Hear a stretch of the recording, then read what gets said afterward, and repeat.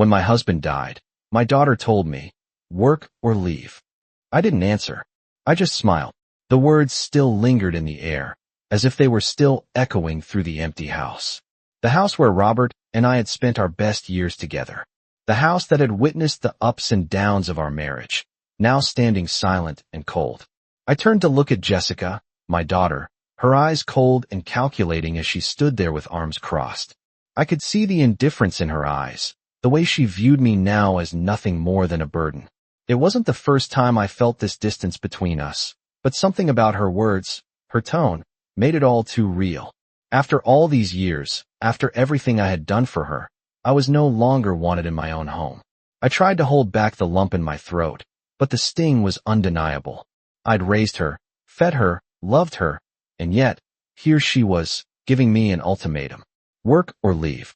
As if I were just another problem to be solved, as if I hadn't spent the better part of my life caring for this family. I knew in that moment that things had changed forever, but I didn't show it. I didn't cry, I didn't lash out. Instead, I nodded, turned away, and went about my business, as if nothing had happened. I didn't need to say a word, because I knew I had one thing left in my possession, control, and I wasn't about to lose it. Later that evening, when the house was quiet, I went to the old safe in Robert's study. It had been years since I'd opened it, but I knew exactly where the key was. I unlocked it slowly, the metal clicking as the door creaked open. Inside, there were papers, old documents, and a few small keepsakes. But what caught my eye was a letter, tucked away at the very back. It was from Robert. I held my breath as I opened it, reading his words slowly. He had known. He had known about Jessica, her behavior, her manipulation. The letter was a confession of sorts, a promise he had made to me. A promise that no matter what happened, I would always be taken care of. And that included Jessica. It was then that I realized I wasn't as powerless as I thought. I wasn't a victim. I was still the one with the cards in my hand. The days that followed were quieter than I had expected. Jessica barely spoke to me, only passing by with cold nods or dismissive remarks. The house, which had once felt alive with the sound of laughter and conversation, now felt like a tomb. I could hear the ticking of the old clock in the hallway, louder than ever in the silence. It seemed that everything in my life had shifted, and there was nothing I could do to stop it. But I wasn't about to crumble under the weight of her cruelty. I had always been strong, always carried the burden of my family's happiness, and I wasn't about to let a few harsh words break me. That evening, after Jessica had gone to bed, I sat in the living room alone, the soft glow of the lamp casting long shadows on the walls. The house felt empty without Robert. The thought of him no longer beside me, the man I had shared my life with for over 40 years, left a hollow ache in my chest. I couldn't help but think back to the years we spent together. How we had built this life, brick by brick, and how everything seemed to be crumbling now. I glanced at the safe once again. It had been tucked away in Robert's study for years, and I had never felt the need to open it until now. The letter I had found earlier had given me a sense of purpose. Robert's words were clear. He had always planned for me to be taken care of, even after he was gone. But there was more, something he had never mentioned to me directly. The letter contained instructions, a promise to protect me, and a warning about Jessica's intentions. As I sat there, my mind began to race. I thought about everything that had happened since Robert's death. How quickly things had changed, how Jessica had seized the opportunity to take control. But I wasn't going to let her win. I stood up slowly, my legs a little stiff from sitting for too long, and walked toward Robert's study. The door creaked as I opened it, the familiar scent of wood and leather filling the air. The safe was still there, just as I had left it. I reached for the key, my fingers brushing against the cold metal, and turned it in the lock. The safe opened with a soft click, and I stared at the contents once again. This time, I wasn't just looking for financial documents. I was looking for something more. Robert had always been a man of few words, but when he spoke with purpose. The letter had been one of those rare moments when he had opened up to me, and now I had to make sure his final wishes were carried out. I pulled out the documents, each one more revealing than the last. There were records of accounts, investments, and properties that I had never known about. But there was also something else, a second letter, tucked in a small compartment at the back of the safe. My heart skipped a beat as I opened it, the paper feeling fragile in my hands. Robert's handwriting was familiar, but the words were sharper, more direct than I had ever seen before. It wasn't just about money. It was about family. It was about the choices we made and the people we trusted. Robert had seen the changes in Jessica long before I had, and he had written down everything he knew. As I finished reading the letter, a sense of clarity washed over me. I wasn't going to let Jessica take everything from me. I had spent my life building this family, and I wasn't about to let her tear it apart. With the knowledge I had now, I could make sure that Robert's legacy would live on, not in the way Jessica had hoped, but in a way that honored our years together. The days passed slowly, each one blending into the next like an endless fog. Jessica continued to treat me as though I were invisible, a mere inconvenience in her carefully curated life. She spent most of her time out of the house, only coming back late at night, her eyes cold, her words sharper than before. I couldn't help but notice the subtle shifts in the house. The once cozy atmosphere felt stiff, like everything was being rearranged to accommodate her. The laughter, the warmth, all of it seemed to have vanished with Robert. It was clear that she had already claimed the role of the head of the house, pushing me further into the shadows. But I wasn't going to let her dictate my life. Not after everything I had done for this family. I spent my days quietly observing, taking mental notes of Jessica's every move, every word. It was almost as if she didn't care that I was watching, as if she was convinced that I was too weak to do anything about it. Little did she know, I had learned how to play her game. It wasn't about confrontation. It was about patience, and I had plenty of it. As the days turned into weeks, I began to make my own plans. I kept everything to myself, knowing that the time would come when I would need to act. Jessica's dismissive attitude only fueled my resolve. One evening, as I sat by the window, watching the sun dip, the days following were strangely quiet. Jessica continued her routine, but I noticed a shift. She started treating me with even more indifference, as though I were nothing more than a piece of furniture in her life. The house felt colder, the walls echoing with an emptiness that had only grown since Robert's passing. I spent my days keeping to myself, quietly observing and making plans. Jessica had no idea that her actions were only pushing me further into a corner, but I wasn't going to make a scene. I wasn't going to give her the satisfaction of seeing me break. I had learned from Robert, from all the years we spent together, that patience was often the key to victory. I had everything I needed now: time, the knowledge Robert had left behind, and a growing determination that could not be shaken. I spent evenings reading through the papers in Robert's safe, letting the weight of his words settle in my mind. The more I read, the clearer it became that I was not as powerless as Jessica thought. She had made the mistake of underestimating me, of thinking that I would quietly fade into the background, just like she had hoped. But I was never one to fade away. I had my own strength, and now I would use it. One evening, as the sun began to set and the house grew quieter, I made a decision. I would no longer let Jessica dictate the terms of my life. The letter Robert had left me was more than just a financial document. It was a promise. A promise that I would always have control over my own destiny, no matter what happened. And that control, I realized, wasn't just about money. It was about the power to choose. I had spent my life supporting my family, putting their needs ahead of mine. But now, it was time to take back what was mine. I wasn't going to let Jessica make decisions for me. I wasn't going to let her control this house, this family. I had a plan, and I would carry it out quietly, without fanfare. Jessica wouldn't see it coming. She would think that I had simply given in, that I had accepted my place in her world. But in reality, I was about to turn the tables. I stood up from the chair, the papers still in my hands, and walked toward the kitchen. The house felt different now, lighter somehow, as if a weight had been lifted from my shoulders. I had been living under Jessica's thumb for too long, but no longer. As I prepared dinner that evening, I smiled to myself, knowing that the next steps would be mine to take. I had been patient for so long, but now the time had come to act.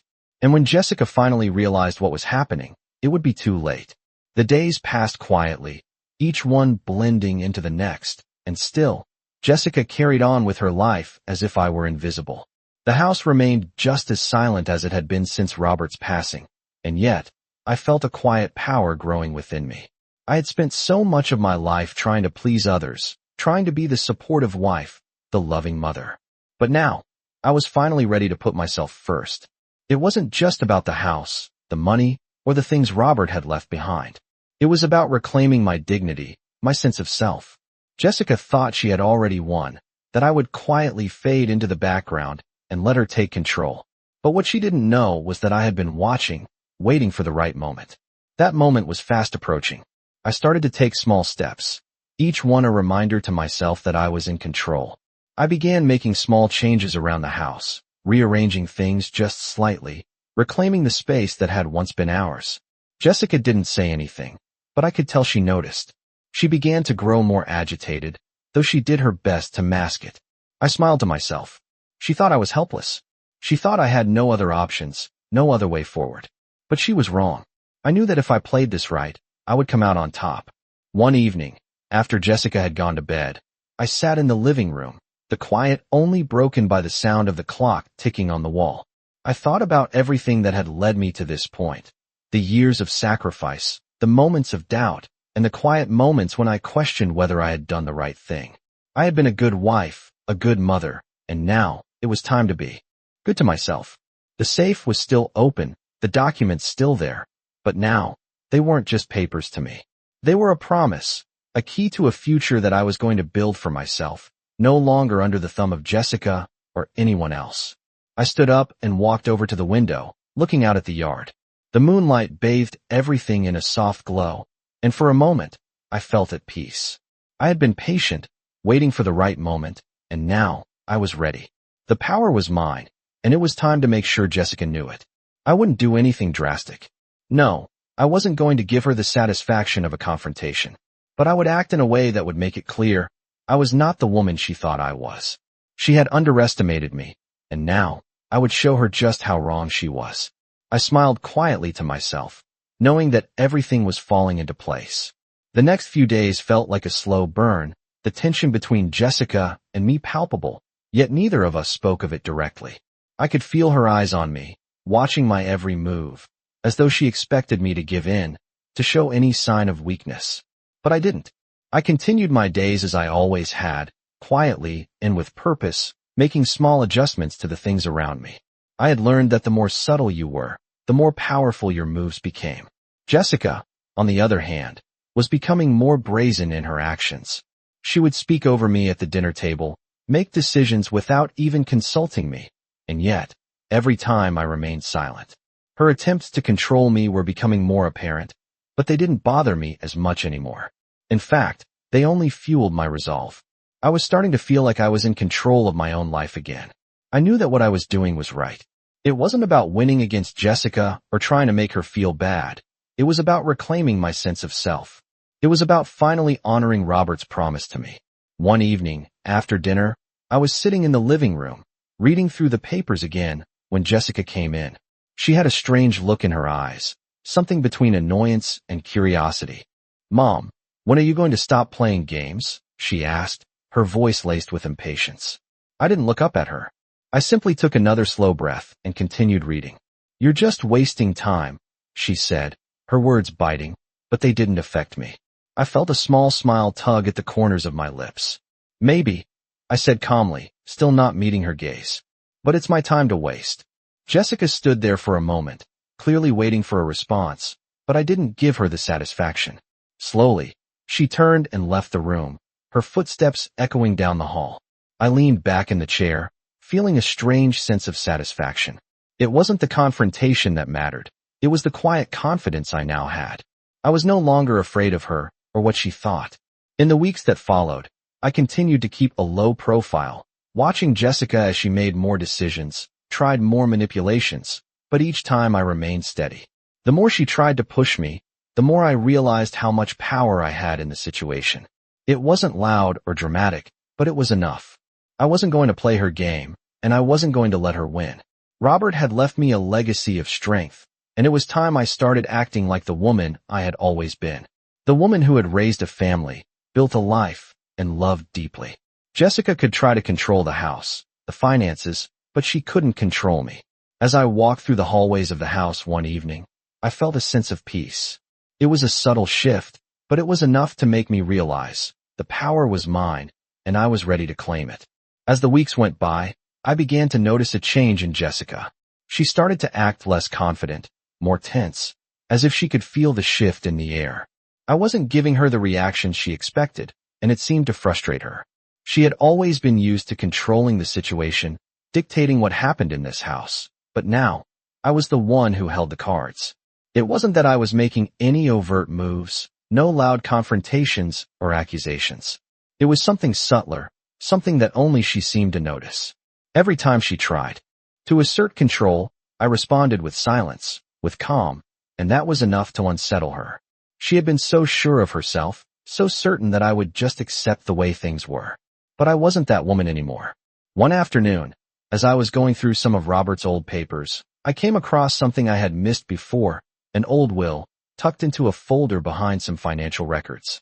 My heart skipped a beat as I read through it. It wasn't the same will I had seen before, the one Jessica had made sure I had signed after Robert's death. This was different. It was clear that Robert had made changes, had thought ahead, perhaps even knowing how things might play out. The will stated that certain assets were to remain under my control, no matter what happened. It was a small victory, a sign that Robert had protected me in ways I hadn't known. I closed the folder and sat back in my chair, taking a deep breath. This was it. The leverage I needed. The feeling of power I had been waiting for finally settled into place. I wasn't going to let Jessica walk all over me anymore. The next few days were quieter than usual, but I could tell Jessica was starting to sense that something was different. She was more on edge, her temper flaring at the smallest things. It was as though she knew something was about to happen, but she couldn't figure out what. I didn't care. I knew exactly what I was doing. I had been patient for so long, letting Jessica believe she had the upper hand. But now, I had everything I needed. It wasn't just about money. It was about respect.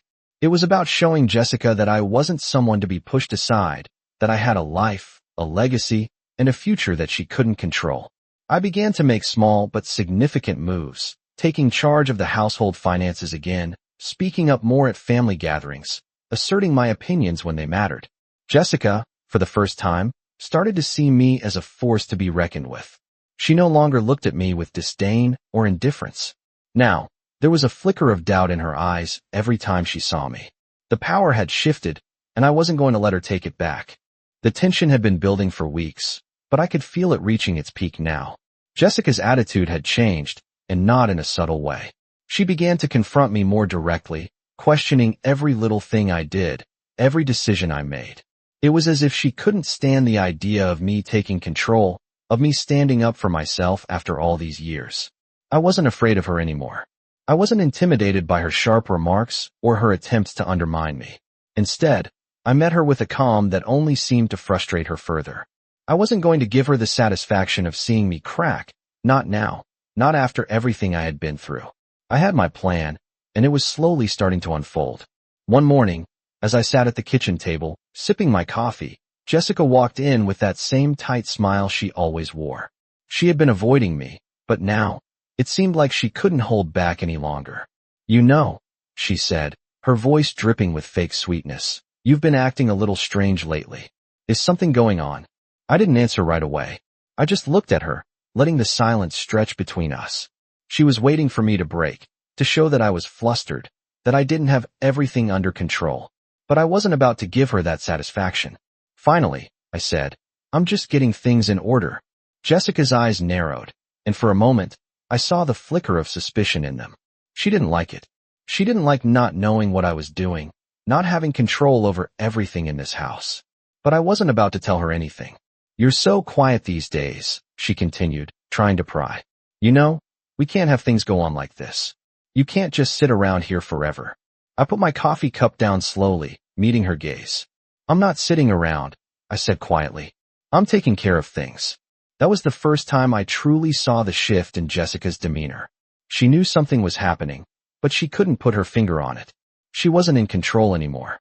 I could see her mind racing, trying to figure out my next move, but I wasn't going to give her anything to work with. Over the next few days, Jessica became more agitated. She started pushing harder, trying to make me feel like an outsider in my own home. But I didn't react.